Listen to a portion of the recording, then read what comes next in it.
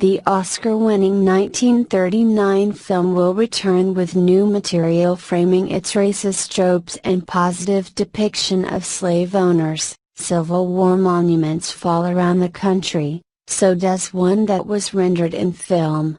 Gone with the Wind is one of the most popular films in history, but its upbeat depiction of slavery, racist stereotypes, and other outdated aspects of its story has made it too toxic to stand alone.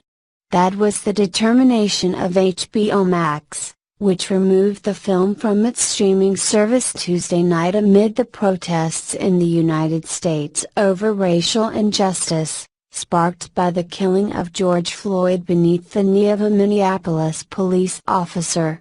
His death has led to widespread demonstrations and a reckoning over long-standing wrongs throughout all corners of the culture. The film will not go away forever, though.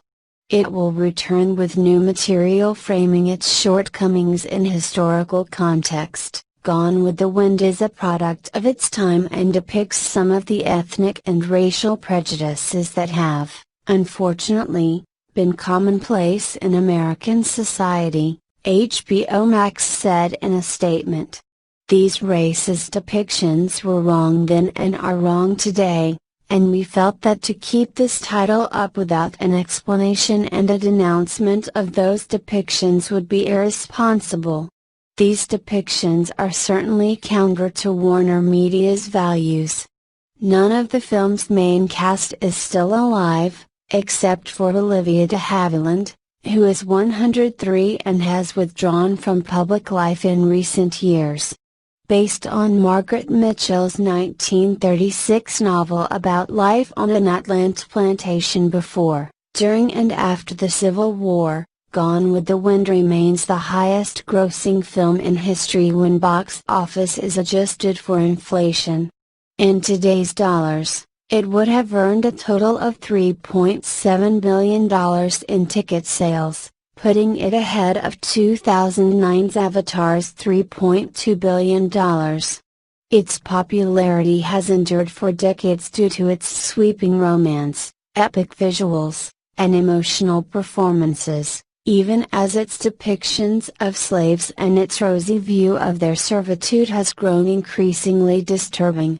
The decision to remove the film from HBO Max came after 12 years of slave screenwriter John Ridley, who won the Best Adapted Screenplay Oscar for his work on the Best Picture winner, penned a column in the Los Angeles Times saying it should not continue to be shown. The headline read, "Hey, HBO, Gone with the Wind romanticizes the horrors of slavery. Take it off your platform for now." Ridley acknowledged that many films age poorly as social norms change. Gone with the Wind, however, is its own unique problem. It doesn't just fall short with regard to representation. It is a film that glorifies the antebellum South. It is a film that, when it is not ignoring the horrors of slavery, pauses only to perpetuate some of the most painful stereotypes of people of color, he wrote. He went on to say that the 81-year-old film does real harm today by romanticizing the Confederacy and legitimizing the notion that secession from the Union in order to protect slave ownership was a noble cause. It continues to give cover to those who falsely claim that clinging to the iconography of the plantation era is a matter of heritage, not hate. Ridley did not call for the movie to be removed forever, as Disney has done with the similarly troubling Song of the South. Let me be real clear, I don't believe in censorship. I don't think Gone with the Wind should be relegated to a vault in Burbank. I would just ask, after a respectful amount of time has passed, that the film be reintroduced to the HBO Max platform, Ridley said, saying it should be paired with films that depict the slave era more accurately, or be placed in context that acknowledging the damaging aspects of the movie. That is exactly what Warner Media said it would do.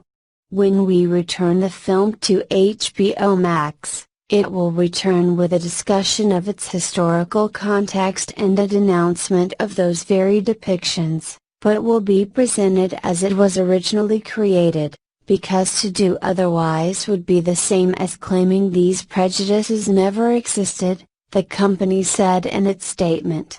If we are to create a more just, equitable and inclusive future, we must first acknowledge and understand our history. Ironically, the movie was responsible for what counted as progress in Hollywood at the time, with Hattie McDaniel, who played the slave Mammy, winning the Academy Award for Best Supporting Actress, the first Oscar ever to go to an African American. She was also the first to ever be nominated. The next black actor to be nominated was Ethel Waters 10 years later for the film Pinky, and the next to win would be 24 years after McDaniel's victory, with Sidney Poitier claiming Best Actor for 1963's Lilies of the Field.